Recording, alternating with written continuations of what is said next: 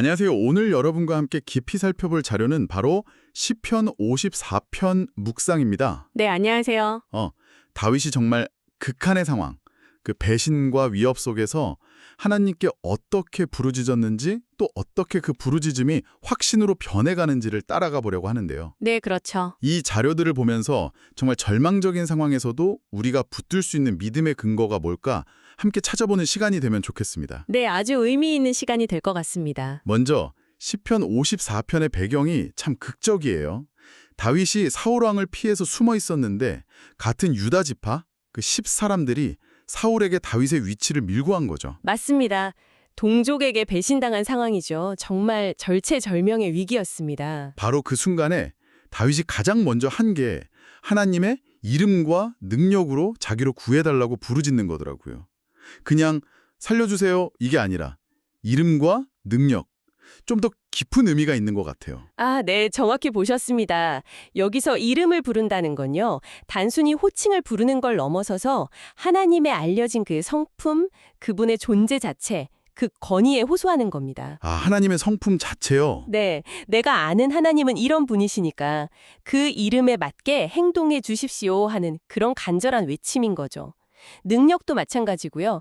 하나님이 정말로 개입하셔서 구원하실 수 있는 그 힘을 믿는다는 고백입니다. 가장 절박할 때 어디에 무엇에 의지해야 하는지를 분명히 보여주는 부분이네요. 그렇죠. 근본적인 도움을 어디서 찾아야 하는가? 이어서 다윗이 자기를 위협하는 사람들을 묘사하는데 낯선 자들, 포악한 자들이라고 표현해요. 특히 포악한 자들의 특징으로 하나님을 자기 앞에 두지 않았다고 지적한 부분이 있잖아요. 네, 시편 54편 3절 말씀이죠. 이 부분이 굉장히 인상 깊었어요. 그들의 잔인함의 근원이 뭔지를 딱 집어내는 느낌이랄까요? 중요한 포인트입니다. 이 포악한 자들의 핵심적인 특징이 바로 그거예요. 하나님을 전혀 의식하지 않고 두려워하지도 않는다는 거죠. 아, 하나님을 두려워하지 않기 때문에. 네, 그렇기 때문에 거리낌 없이 악하고 잔인한 행동을 할 수 있는 겁니다. 다윗이 마주한 위협이 단순한 인간적인 적대감을 넘어서 어쩌면 신을 모르는 데서 오는 어떤 무자비함, 그런 것임을 보여주는 거죠. 이게 다윗이 느꼈을 공포에 깊이를 더해주는 것 같아요. 정말 숨막히는 공포와 배신감 속인데 그런데 갑자기 분위기가 확 바뀌는 구절이 나오죠. 4절입니다. 하나님은 나를 돕는 이시며 주께서는 내 생명을 붙들어 주시는 이이다. 네, 맞아요. 놀라운 반전이죠. 돕느니, 붙드시느니 이렇게 확신에 찬 선언으로 넘어가는데 아니 상황은 하나도 바뀐 게 없잖아요. 그런데 어떻게 이런 고백이 가능했을까요? 그렇죠. 여기서 진실로 같은 그런 확신의 어조가 중요합니다. 눈앞의 현실은 여전히 위협적이지만 다윗은 의지적으로 시선을 돌리는 거예요. 의지적으로요? 네, 두려움과 절망적인 상황 자체에 매몰되는 대신 하나님께 시선을 고정하는 거죠. 지금 내 눈앞에 보이는 이 위협보다 하나님이 나를 돕고 내 생명을 붙드신다는 이 진실이 더 근본적이고 더 확실하다. 이렇게 선포하는 겁니다. 아, 감정을 넘어서는 믿음의 선택이군요. 맞습니다. 현실 너머의 진실을 믿음으로 붙드는 거죠. 그리고 더 나아가서 다윗은 하나님께서 주의 성실하심으로 자기 원수들을 멸하실 거라고 선언하기까지 합니다. 악이 결국 악을 행한 자에게 돌아갈 거라는 믿음인데 그 근거로 성실하심을 들고 있어요. 네, 5절 말씀인데요. 여기서 성실하심, 즉 하나님의 faithfulness가 정말 중요합니다. 이게 다윗 확신의 뿌리예요. 하나님의 성실하심이요. 네, 하나님의 그 신실하심, 변함없으심, 그리고 당신의 언약을 반드시 지키시는 그 성품을 의미합니다. 사람은 배신할지 몰라도 하나님은 당신의 백성을 보호하시겠다는 그 약속에 신실하시다는 믿음이죠. 언약을 지키시는 신실함. 그렇습니다. 바로 그 성실하심 때문에 결국에는 공의가 실현되어서 악은 심판받고 의인은 구원받을 것이라는 어찌 보면 논리적인 결론에 이르는 겁니다.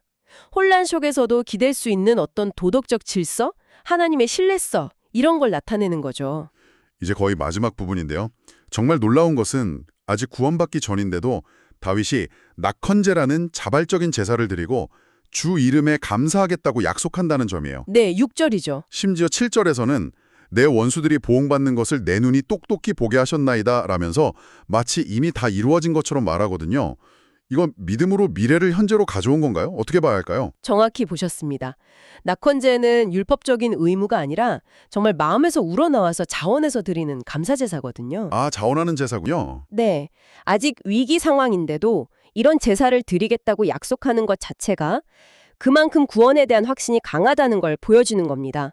미래에 이루어질 구원을 현재 시점에서 미리 당겨서 감사하고 축하하는 행위라고 볼 수 있어요. 미래의 감사를 현재에 드리는 거네요. 그렇죠. 그리고 원수들의 멸망을 이미 본 것처럼 말하는 것도 어떤 개인적인 복수심이라기보다는 하나님의 공의로운 통치와 구원이 반드시 실현될 것이고 어쩌면 영적인 차원에서는 이미 실현되었다는 그런 믿음의 최종적인 표현으로 이해할 수 있습니다. 모든 것이 결국 하나님의 주권 아래 있다는 확신이죠. 아, 정말 대단한 믿음의 여정이네요. 오늘 저희가 시편 54편 묵상 자료를 통해서 그 배신과 죽음의 위협 앞에서 절망적인 부르짖음으로 시작했던 다윗이 어떻게 하나님을 향한 흔들리지 않는 신뢰와 또 감사의 약속으로 나아갔는지 그 과정을 쭉 따라와 왔습니다. 이 여정이 여러분께도 어떤 깊은 울림을 주었기를 바랍니다. 여기서 한 가지 더 생각해 볼 점이 있는 것 같아요. 다윗이 찾은 그 궁극적인 안정감은요, 계속 변화하는 그 위험한 상황 자체에 기반한 게 아니었다는 거죠. 아, 상황이 아니고요? 네, 오히려 돕는 이, 붙드시는 이, 그리고 성실하신 분이라는 결코 변하지 않은 하나님의 성품에 깊이 뿌리내리고 있었다는 겁니다. 변하지 않는 하나님의 성품이에요. 그렇습니다. 그래서 혹시 지금 여러분께서 어떤 어려운 상황, 힘든 시간을 지나고 계시다면 그 휘몰아치는 폭풍 자체에만 집중하기보다 그 폭풍 속에서도 변하지 않는 어떤 것, 예를 들면 여러분이 붙들고 있는 어떤 가치나 신념의 근원, 혹은 오늘 우리가 나눈 것처럼 변치 않는 어떤 존재의 성품에 잠시 시선을 고정해 보시면 어떨까 싶습니다. 네, 좋은 제안이네요. 그것이 여러분의 관점을 어떻게 새롭게 하고 또 다른 힘을 줄 수 있을지 한번 조용히 생각해 보시는 시간을 가져보시길 권해드립니다.